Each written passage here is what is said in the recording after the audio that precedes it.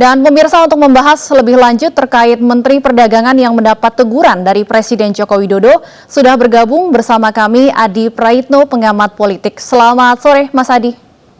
Selamat sore, Stefani. Baik, Mas Adi, Menteri Perdagangan Zulkifli Hasan bagi-bagi minyak goreng gratis sambil mengkampanyekan anaknya. Seperti apa Anda melihat kejadian ini? Seorang pejabat negara terang-terangan memanfaatkan jabatannya untuk kepentingan pribadi. Ya, pertama memang harus melihat konteks dan dalam rangka apa Pak Zulhas mempromosikan anaknya itu ya. Kalau itu acara partai, kemudian Pak Zulhas mempromosikan anaknya untuk dipilih, saya kira nggak ada persoalan. Tapi kalau bicara Pak Zulhas sebagai Menteri Perdagangan, kemudian ini acara non-partai, misalnya acara resmi kenegaraan, tentu sangat disayangkan. Karena melekat pada diri Pak Zulhas itu adalah pembantu presiden, yang mestinya fokus pada kinerja. Bagaimana soal harga minyak goreng yang dijanjikan dalam sebulan ini bisa turun. Kan ini harus clear juga membacanya, Stefan. Ya. Kalau lihat dari video itu kan acara partai. Kalau acara partai saya kira siapapun bebas kok, misalnya mempromosikan, ya pilih partainya, pilih calonnya, termasuk pilih anaknya. Cuma inilah repotnya, membedakan antara ketua umum partai dengan menterinya Pak Jokowi. Ini yang agak sedikit sulit, karena pada saat yang bersamaan ketika bicara atas nama ketua umum partai, melekat pada dirinya itu adalah ketua umum partai, yang juga adalah pembantu presiden.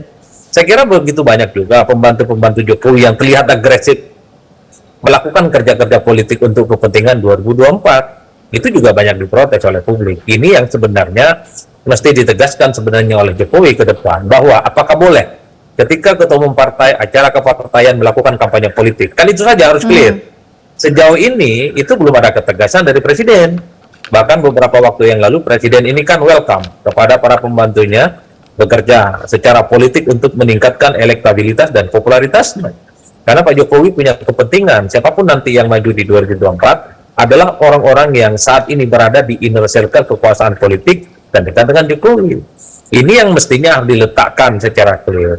Yang ketiga, kalau memang apa yang dilakukan oleh Pak Zulhas melekat pada dirinya sebagai pejabat negara, dia adalah Menteri Perdagangan, tentu sangat tidak elok dan sangat disayangkan, Stefani. Karena ini tentu akan membuat publik ya semakin menebalkan keyakinan bahwa kecenderungan kekuasaan itu disalahgunakan, abuse of power. Kan begitu, karena yang dikampanyekan adalah anaknya untuk pilkada tertentu misalnya, untuk 2024. Ini yang saya kira memang publik harus meletakkan secara objektif, tapi kan karena ini pejabat publik, baru jadi menteri, dulu PAN berada di luar kekuasaan politik, langsung dibully dan babak belur. Saya belum membaca secara utuh sebenarnya bagaimana narasi tentang Pak Zulhas memberikan minyak goreng gratis dan untuk mempromosikan anaknya. Apakah dalam konteks partaian atau justru dalam konteks kenegaraan? Kalau atas nama kenegaraan, menurut saya memang Presiden sangat pantas ya untuk menegur Pak Zulhas, karena tentu ini dianggap sebagai penyalahgunaan kekuatan politik. Maka tidak mengherankan kalau kemudian Golkar, kemudian PKB kan bereaksi, ya tanda kutip dan sinyal kritik sebenarnya terhadap Zulhas yang dinilai agresif melakukan kampanye-kampanye politik, nggak sabar, padahal 2004 masih jauh gitu. Bagi Golkar misalnya, Pak Zulhas ini mungkin belum sadar dirinya saat ini itu adalah pejabat publik. Baik, Mas Adi, apakah artinya teguran dari Presiden Joko Widodo belum cukup tegas? Artinya dikhawatirkan ke depannya akan semakin banyak pejabat negara, pembantu presiden yang juga menjabat di partai melakukan hal-hal serupa. Ya, saya kira Presiden harus bikin SOP yang perlu diketahui juga oleh publik. SOP-nya adalah ketua umum partai yang saat ini merangkap jabatan sebagai menteri tidak boleh hukumnya melakukan kerja-kerja politik saat berdinas dan melekat dirinya sebagai aparatus negara, sebagai pembantu presiden, sebagai menteri yang mestinya kerja. Tapi apakah boleh ketika seorang ketua umum partai yang juga melekat pada dirinya menteri, ketika dia melakukan kerja-kerja politik, acara kepartaian, boleh tidak melakukan kampanye politik? Kan itu nggak clear sampai sekarang, Stefani. Karena publik itu menghakimi secara membabi buta. Siapapun ketua umum partai, siapapun sekjen partai, siapapun elit partai yang saat ini jadi menteri, melakukan kampanye politik langsung dibabat, langsung dikritik, langsung dibully dan disalahkan dalam konteks itu.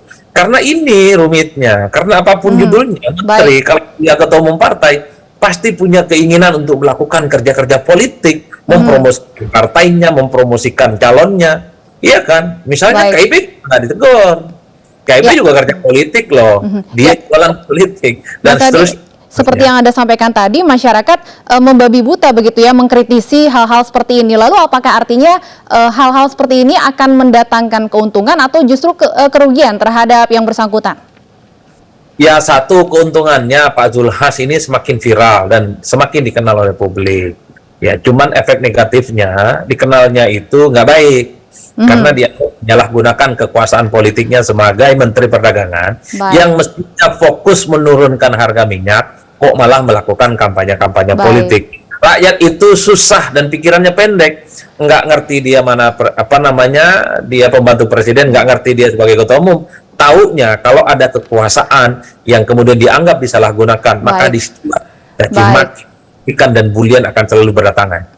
Baik, kita akan tunggu apakah akan ada langkah yang lebih tegas dari Presiden Joko Widodo. Terima kasih Mas Adi Praitno, pengamat politik, sudah bergabung bersama kami di Ainus Sore.